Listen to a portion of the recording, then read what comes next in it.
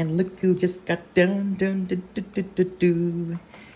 Yeah, look at my smashing, spot on, smooth, striking, sexy drive choice. That soft styling, oh, you gotta love it.